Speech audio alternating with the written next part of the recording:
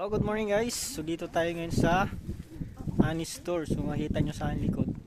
Yan yung Anis Store. So meron dyan namimili. Mga hapon yan. So yan pala yung ating kasama. Si Basilan. Pangalan pa lang matakot na kayo. Basilan.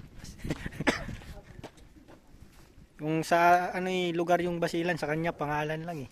Dala-dala niya.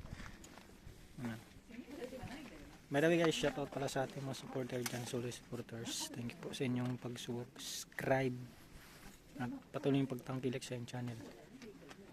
So pasok tayo dyan.